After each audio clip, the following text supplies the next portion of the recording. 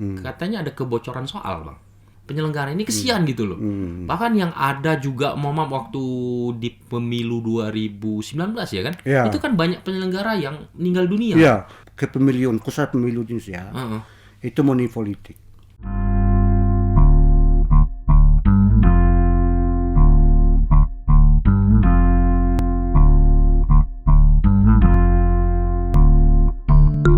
Assalamualaikum warahmatullahi wabarakatuh. Waalaikumsalam warahmatullahi wabarakatuh. Sahabat-sahabat progresif sekalian, kita kembali lagi di tayangan podcast YN Kerinci dengan tamu yang berbeda tentunya. Nah, ini di depan saya nih sudah tidak asing ini.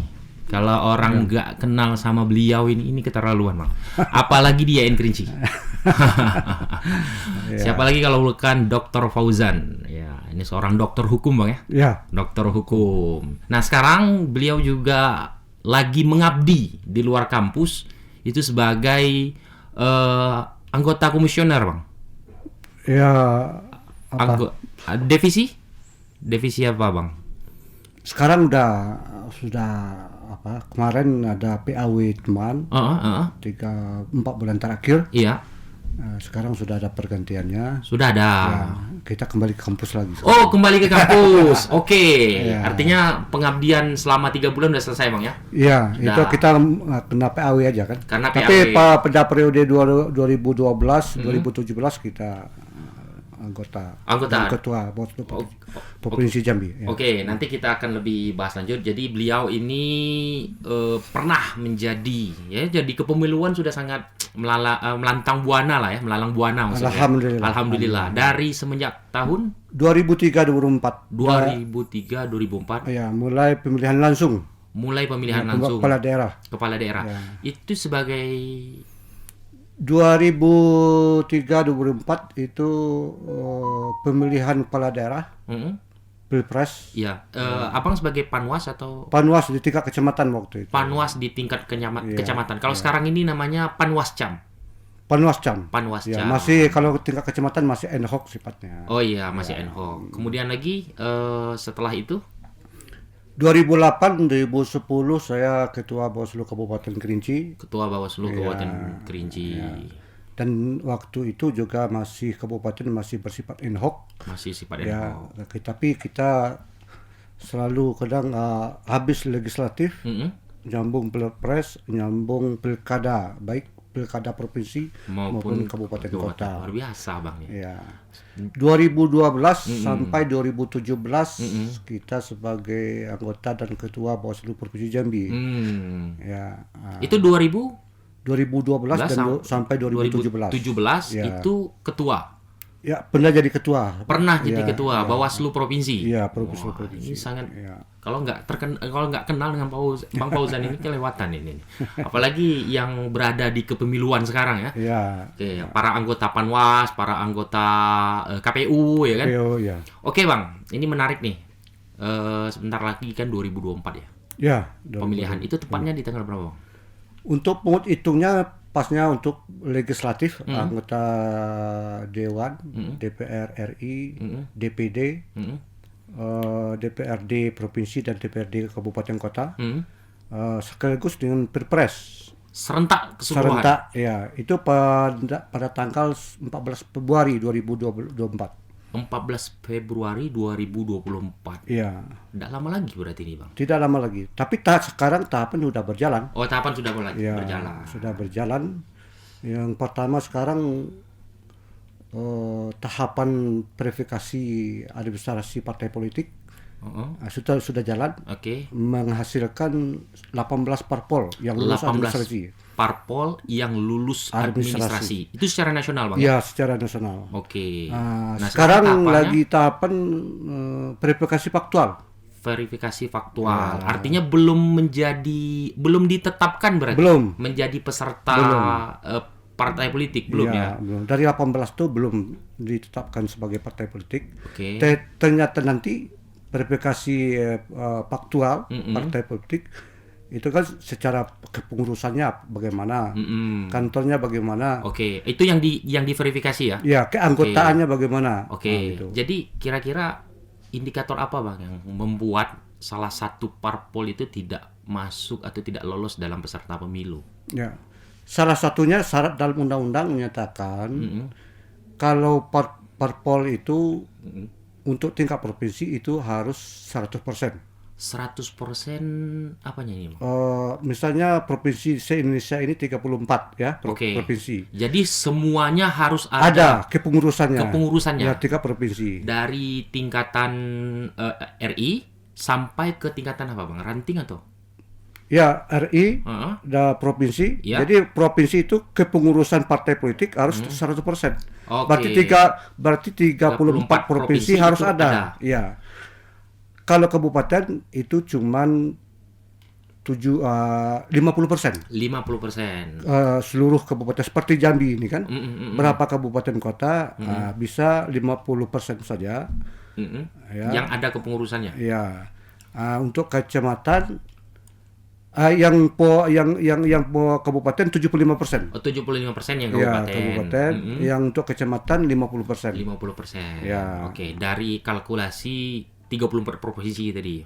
Ya, kalau kita untuk provinsi tadi saya bilang tadi, provinsi harus ada kepengurusan 34 provinsi. 34 provinsi. Ya, kalau kabupaten seperti di Provinsi Jambi, berapa provinsi? Oh, iya. Berapa kabupaten kota? Iya, Ya.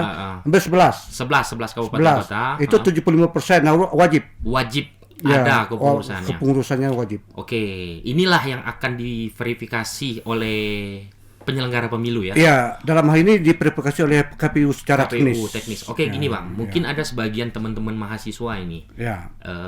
secara pengetahuan penyelenggara ini mungkin masih belum banyak tahu ini. Ya. Apa sih sebenarnya bedanya KPU dan Panwaslu? Ya. Heeh. Di Indonesia ini memang banyak penyelenggara pemilu dibandingkan negara-negara lain. Oke. Ya. Apa tuh Bang berbedanya?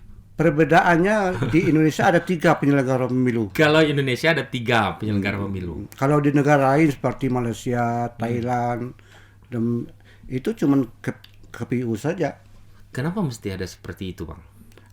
Mungkin untuk yang pembuat kebijakan, ya dalam hal ini undang-undang, ya akan mengiring jalannya demokrasi. Oke, lebih objektif demokrasinya, maka dibuatlah beberapa lembaga yang dimana phase atau bidangnya itu masing-masing gitu ya. Oke, Bawaslu dan KPU dulu lah Bang. Ya, kalau KPU itu dasar hukumnya Undang-Undang Dasar ya, dan Undang-Undang Nomor 17 tentang pemilu.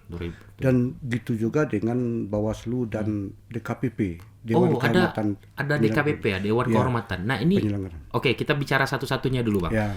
Kalau KPU tadi itu menyelenggarakan secara teknis.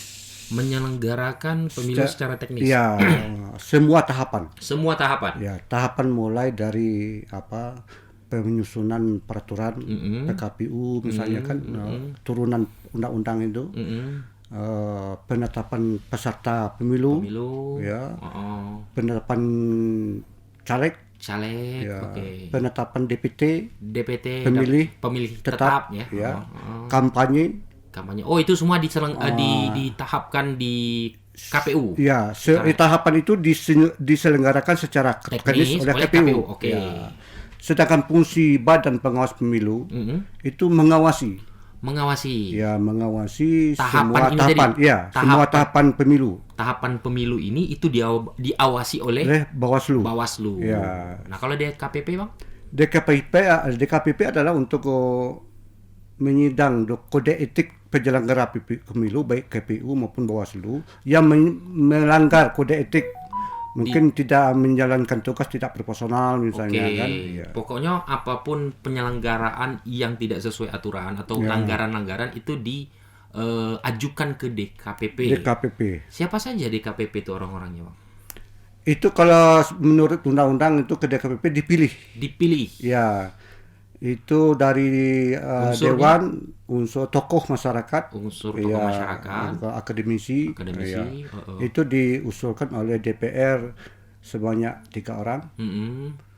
presiden 2 orang. Oh gitu. Ya. Jadi agar ini terlihat objektif lah dalam Ya, menentukan gitu menentukan ya. Apakah ini melanggar atau tidak gitu. ya, Nah, yang biasa ditangani oleh DKPP ini apa aja, Bang? ya pelanggaran-pelanggaran oleh penyelenggara pemilu, terutama KPU dan Bawaslu. Oh, jadi DKPP ini membuat kode etik sidang gitu kan? Ya. Bukan, maksudnya itu merumuskan kode etik sidang dan membicarakan itu siapa saja yang melanggar dari pihak Bawaslu ataupun pihak. Ya, Oke. salah satu contoh misalnya ada penyelenggara pemilu baik KPU dan Bawaslu yang tidak proporsional dalam menjalankan tugasnya. Oke, ini bisa ada indikasi nih Bang ya. Iya. Kita contoh berapa banyak kasus di mana peserta pemilu itu tidak puas dengan dengan hasil bisa saja Iya. ataupun peserta pemilu itu merasa dirugikan Ya, dengan perbuatan penyelenggara ini tadi baik itu Bawaslu ataupun KPU. Ya. Oke. kita bisa mengadukan ke DKPP. Bisa mengadukan ke DKPP. Nah, begini nih menarik Bang. Ya. Apa sih pelanggaran paling ringan dulu lah, jangan paling berat. Kalau paling berat itu kan sudah dia berkoalisi dengan partai tertentu misalnya kan. Yang paling ringan ini Bang, yang bisa diadukan ke DKPP ini apa Bang? Ya, paling ringan mungkin penyelenggara pemilu udah pas waktu pungut hitung. Ya. Mungkin ada indikasi keberpihakan kepada salah satu calon. Contohnya Bang? Misalnya menambah suara. Ini yang paling sering terjadi ya. Bisa jadi permainan dia oknum ya. Oknum bukan tingkat bawah ya.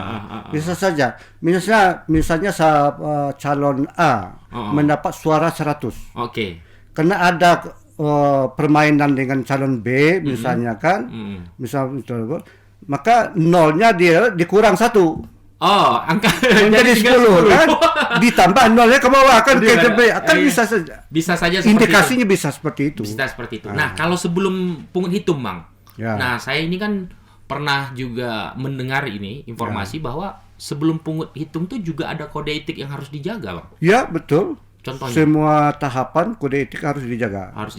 Ya. Misalnya bahkan ini indikasi duduk ngopi dengan caleg, duduk dalam keadaan tertentu gitu loh. Ini kan kayaknya nggak berat Bang. Gimana kalau seumpamanya penyelenggaranya keluarga kemudian lagi atau adik kakak yang satu nyalon sebagai dewan misalnya gitu. Kemudian adiknya penyelenggara, gimana tuh Bang? Iya. Jadi untuk keterbukaan dan independensi penyelenggara, walaupun itu keluarga dan sebagainya sebagai caleg atau sebagainya, saya dapat menilai hal-hal itu harus dihindari karena kita penyelenggara. Nah, berarti ini masuk di dalam kategori dia bisa menjadi penyelenggara atau tidak, bisa dinilai nggak Bang? Misalnya nih, abangnya Bawaslu misalnya, saya caleg, kita adik kakak ini gitu kan. Ini bisa jadi salah satu indikator penilaian nggak untuk jebol atau lulus tidaknya di dalam penyelenggara pemilu? Tergantung pada orang oknum tertentu kan, dan gitu. Sebenarnya juga tidak mudah, karena keputusan untuk menetapkan segala sesuatu di penyelenggara pemilu itu baik KPU maupun Bawaslu itu kan kolektif kolegial. Oke. Melalui pleno bersama. Ya, itu. Kalau jumlah penyelenggara itu dalam setiap misalnya di tingkat provinsi atau tingkat kabupaten sampai di tingkat kecamatan, itu berapa rata-rata orang yang berada di komisioner, Bang? Jumlah itu menurut Undang-Undang Nomor 7/17 itu tergantung pada jumlah penduduk. Oh, jadi dihitung dari jumlah penduduk. Semakin banyak setempat. Semakin banyak berarti jumlah penduduk, semakin banyak penyelenggara. Contoh di Provinsi Jambi, KPU dan Bawaslu di tingkat provinsi itu 5 orang. Dan kabupaten juga beragam kita. Ya. Kata Kota Jambi itu 5 orang. Merangin 5 orang. Selebihnya masih 3. Kerinci, Sungai Penuh, kemudian lagi Tanjab Timur, Tanjab Barat 3. Iya, 3. Oh, berarti jumlah penduduk ya? Sesuai dengan jumlah penduduk. Setempat. Oke. Begini Bang, Ini kan sudah masuk ke dalam tahap verifikasi parpol tadi kata Bang. Ya, ya. Biasanya ada yang gagal nggak Bang ya? Ya tentu saja ada yang gagal. Misalnya gini, Mm-mm. administrasi kemarin melalui Sipol. Oh, sudah melalui Sipol ya? Terkenal kan melalui elektronik Sipol. Yang diserahkan, yang dimasukkan oleh partai politik tingkat pusat Oke. masing-masing kan. Iya, iya, iya. Lalu diverifikasi. Mm-mm. Ya. Mungkin administrasinya lulus. Mm-mm. Ambillah 18 parpol yang lulus administrasi sekarang, Iya. ya kan? Mm-mm. Sekarang kan masih berjalan verifikasi faktual. Mm-mm. Artinya verifikasi di lapangan. Oke. Jadi penyelenggara KPU dan Bawaslu sebagai pengawasnya melihat apakah betul kantornya milik pribadi parpol itu. Oke, jadi secara teknis KPU dengan Bawaslu ini juga turun bersama Ya, dalam turun. melaksanakan teknis diawasi oleh Bawaslu Ya, gitu ya. Oke.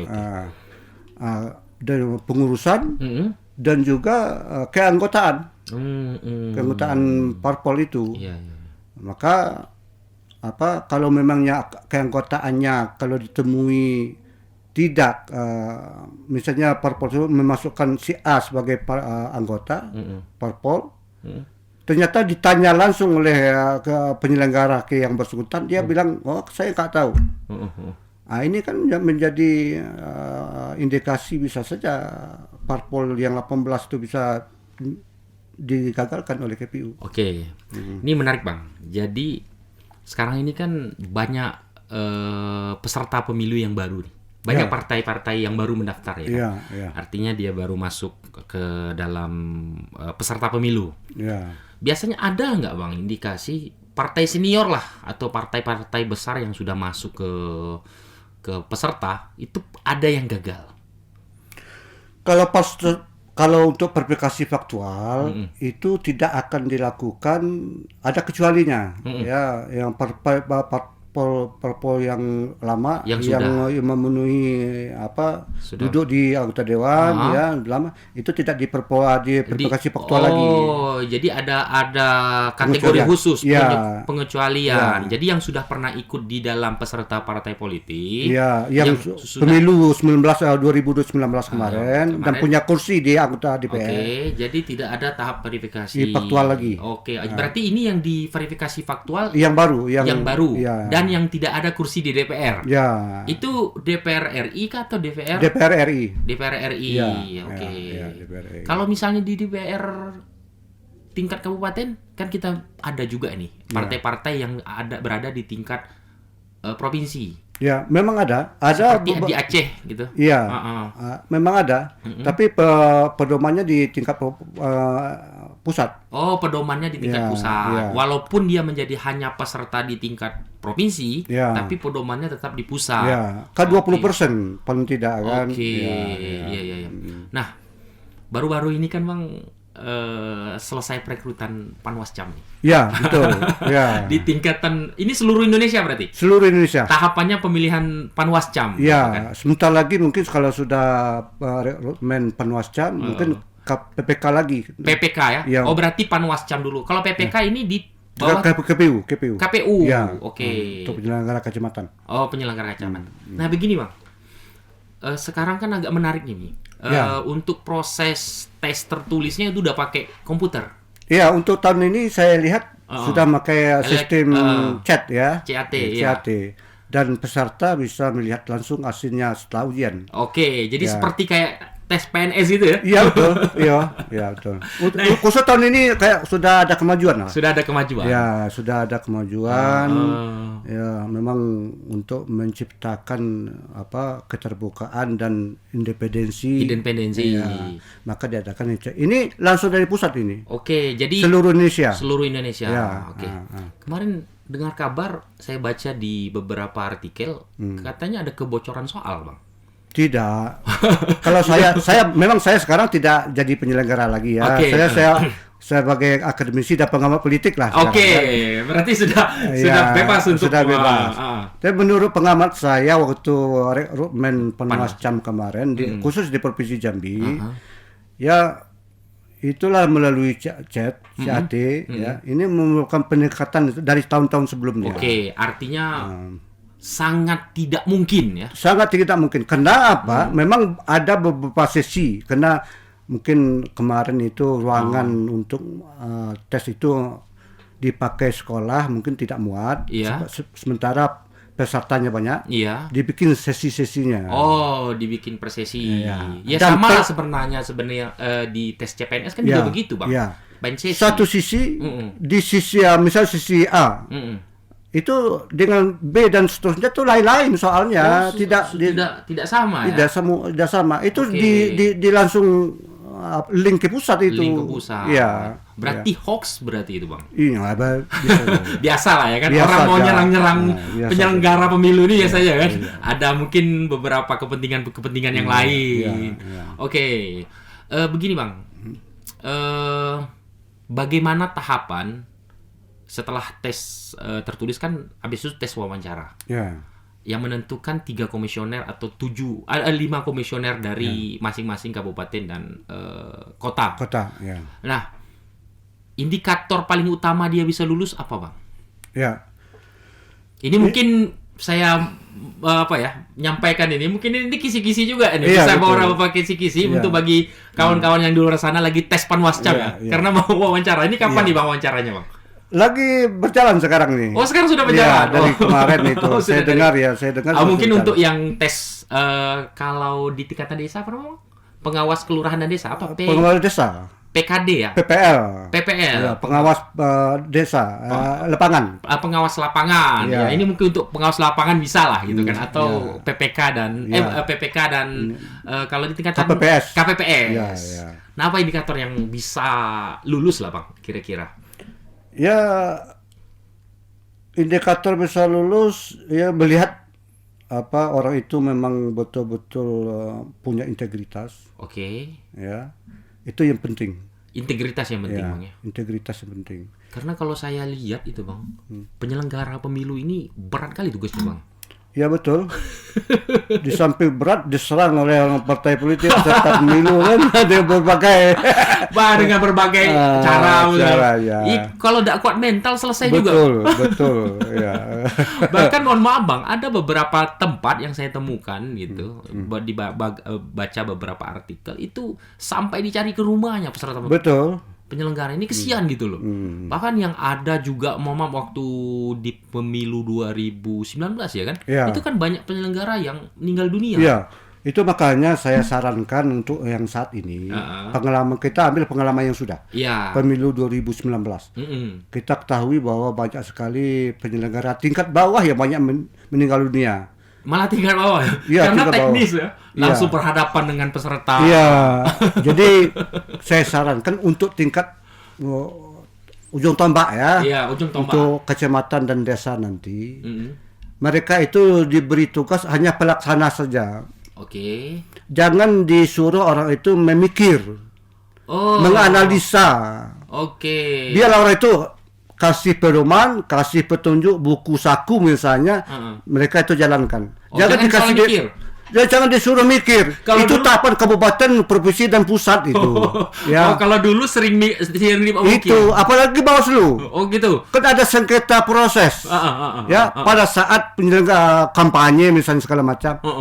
Mereka kadang-kadang kekurangan bintek. Iya, benar. Nah, sementara tekanan-tekanan dari peserta pemilu ini kan dalam sengketa, Bawaslu ada sengketa proses Oke, yang harus oke. dijalankan. Dan itu tidak bisa disimpulkan oleh pengawas desa saja kan?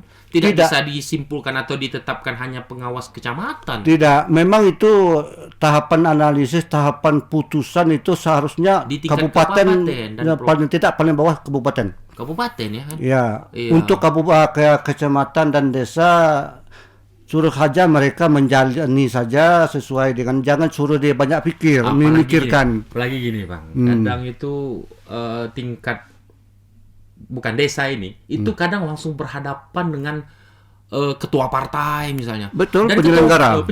Ketua partainya itu bukan partai DPC di tingkatan ranting, Bang, tapi DPC gitu loh. Iya. Iya. Ini pengawas desa itu berhadapan dengan DPC kan luar biasa itu. Iya. Mana argumentasi partai politik kan luar biasa itu. Ya kita harap ke depan penyelenggara tingkat bawah mulai dari kecamatan dan desa saya berharap diperbanyaklah untuk melakukan rakor dan bintek. Oke, dan mungkin edukasi secara emosional lah, Bang. Iya. Kalau untuk di pengawas-pengawas tingkatan kecamatan dan desa ini apa yang harus mereka lakukan mungkin ketika lulus nanti itu atau sudah jadi penyelenggara? Sebenarnya tugas dan wewenang yang sama saja dalam undang-undang. Tinggal apa namanya wilayahnya saja. Wilayahnya saja ya. Wilayahnya saja. Ya, harus memahami kondisi wilayah. Ya. Kemudian lagi mungkin harus banyak juga baca-baca peraturan. Undang-undang. Karena kalau secara teknis sebenarnya ini gampang. Ya. Kalau secara teknis ya, mungkin yang susahnya kayaknya kalau secara sosial, emosional itu yang agak susah gitu kan. Ya. Kalau secara teknis karena undang-undangnya sudah ada. Ya. Aturannya sudah ada, ya tinggal dijalankan gitu kan. Itu makanya dalam undang-undang, misalnya ada saudara kita mencalon, Iya. ya. Sementara kita sebagai penyelenggara harus diumumkan itu bahwa si A itu adalah bagaimana hubungan kita, supaya masyarakat bisa mengontrol, mengawal. Bagaimana si A ini kena si saudara dia bisa ada mencaleg misalnya kan, ada mencaleg, dia ada hubungan yang penyelenggara, kita diumumkan ke publik. Oke. Supaya masyarakat memang tahu apakah tindakan penyelenggaranya memihak ke dia apa tidak. Bisa masyarakat sama-sama memang tahu. Berarti masyarakat juga bisa dalam hari ini fungsi awas juga bisa. Oh iya, dalam Undang-Undang Nomor 7 pengawasan partisipatif itu ada. Ada dalam masyarakat ya? Ada di tangan masyarakat, terutama mahasiswa dan pelajar. Nah, ini menarik nih. Sebelum kita ke mahasiswa dan pelajar, Bang, kita ngopi dulu. Ya. Ini tegang. Kita kalau bicara kepemiluannya agak tegang nih, Bang. Takut kena singgung nanti kan. Iya. Kalau kita bicara tentang kepemiluan, Bang, itu idealis. Kita idealis, kita tidak karena kalau berbicara parpol mungkin nanti kan. Kita kan sebut beberapa parpol gitu. Sebenarnya masalah pemilu ini ke semua orang terlibat. Semua orang terlibat ya. Iya kan? Semua masyarakat rakyat terlibat. Paling tidak sebagai pemilih menggunakan hak pilihnya di ruang kotak suara. Berarti terlibat semua orang. Oke. Ya. Tadi yang menarik saya mendengar bahwa masyarakat kemudian lagi tingkatan pelajar ataupun mahasiswa ini juga menjadi pengawas partisipatif. Ya. Oke. Apa yang masyarakat ataupun mahasiswa pelajar ini tadi bisa mengawasi apa saja, Bang? Ya. Sebenarnya untuk pengawas partisipatif itu semua masyarakat, terutama yang kita harapkan dan Bawaslu juga berharap untuk adik-adik mahasiswa yang masih punya idealis yang tinggi untuk mengawasi penyelenggaraan pemilu.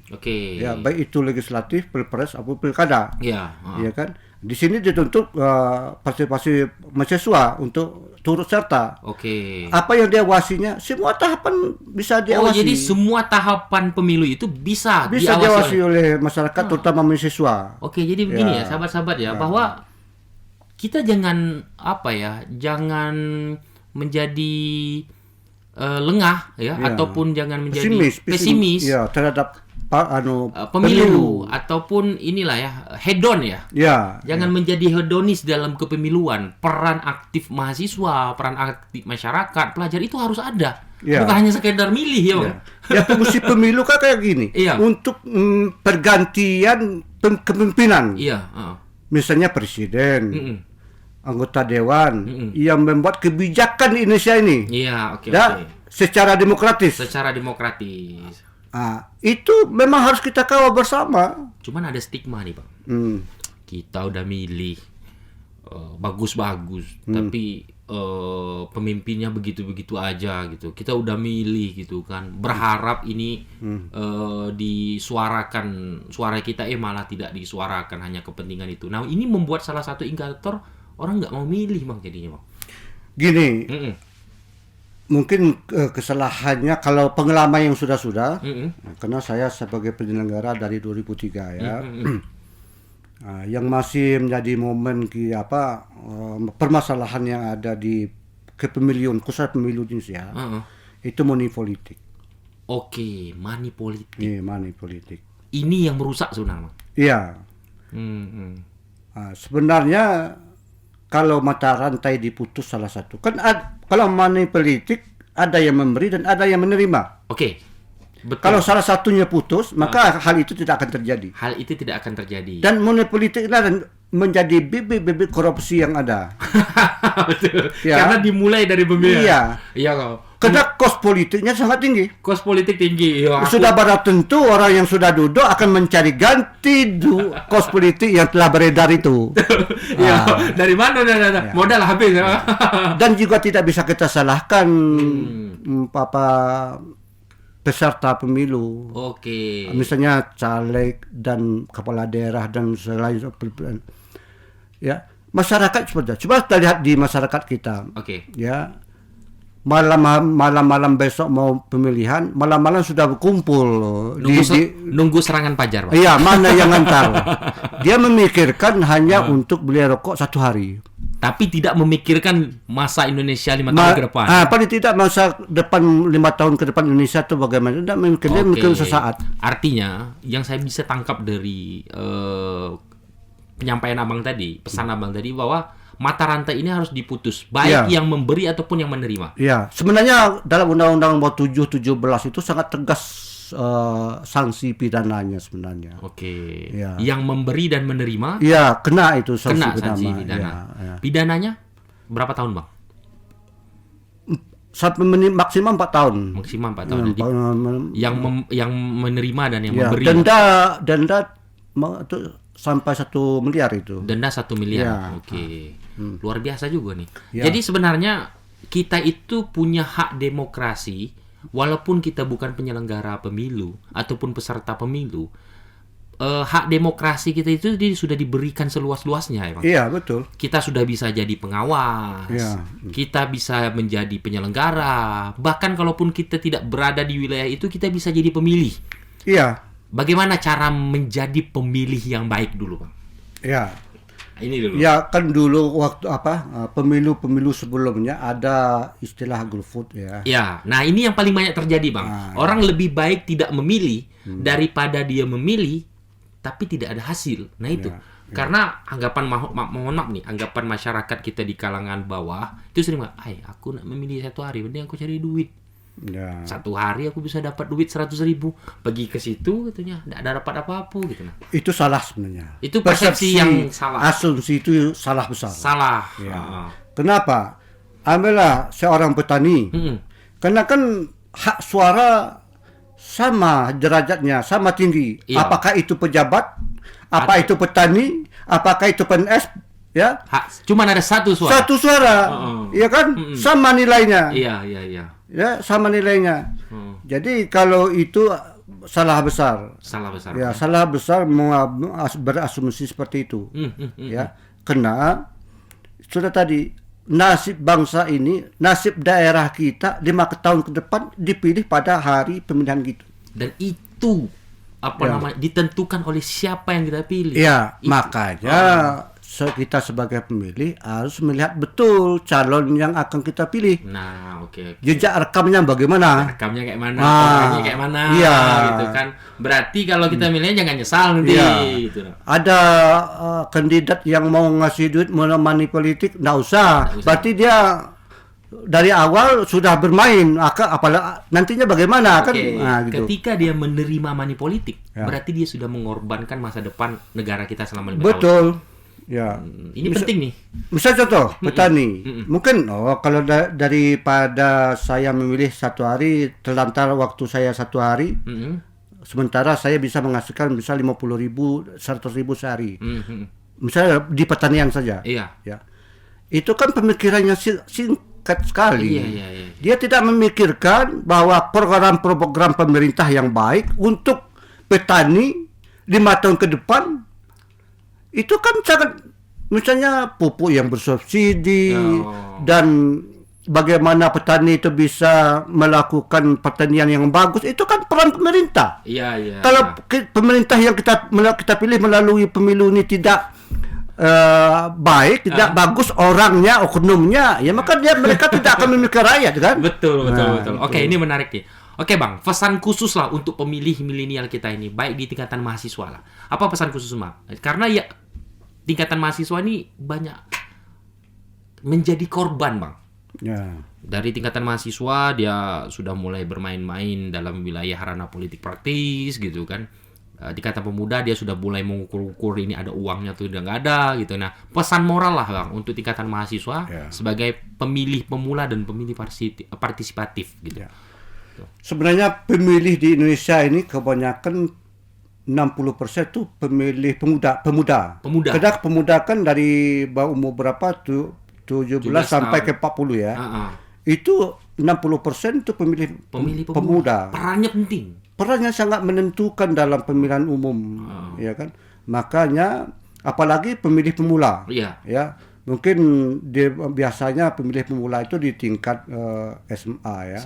Kelas 3 SMA dia sudah berusia 17 tahun ya kan? Itu dia berhak untuk memilih. Dan ini harus memang betul-betul mereka ini memang semangat untuk melakukan paling tidak menggunakan hak pilih yang diberikan oleh negara kepada individu mereka. Dan memverifikasi siapa sebenarnya calon. Jangan mau diintervensi. Mau diintimidasi. Kamu milih ini, kamu milih ini.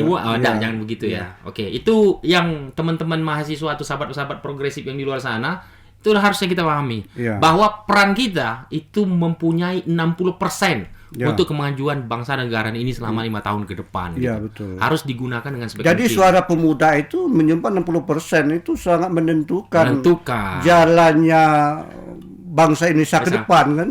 Seluruh pemuda saja hanya memilih, maka itulah suara pemuda dan bisa menentukan itu. Luar biasa. Oke, baik. Kita ini masih panjang sebenarnya mau berbincang-bincang, tapi kita terkendala waktu. Jadi setelah aktivitas dari Bawaslu ini balik ke kampus lagi lah. Ke kampus lagi menjadi akademisi ya. Ya, ngajar gitu, memberikan edukasi. Tapi untuk memberikan edukasi tentang politik itu tidak ada habisnya, Bang ya. Ya saya berharap dengan podcast YN Kerinci ini nanti secara kontinu mungkin akan mengundang narasumber yang berkompeten ya. Karena pemilunya sangat penting sekali. Karena pemilu adalah untuk pergantian kepemimpinan ya, baik tingkat pusat maupun daerah. Yang menentukan kebijakan. Ya kan nasib bangsa ini. Maka pemilu harus semua masyarakat, semua elemen harus berperan. Oke Bang. Terakhir Bang, jika memilih dosen atau penyelenggara pemilu, Bang, akademisi atau penyelenggara pemilu. Saya bertanya sama Bang nih. Jika harus memilih nih, Abang secara personal nih, memilih menjadi akademisi atau menjadi penyelenggara pemilu? Ya itu tergantung kepada orang. Kalau Abang? Nah, kalau saya kena umur saya sudah dari 2003 dulu sebagai penyelenggara. Terakhir kemarin saya serahkan yang muda-muda lah. Karena saya anggap muda-muda itu punya kesehatan, punya fisik yang masih stabil, punya kesempatan yang masih luas.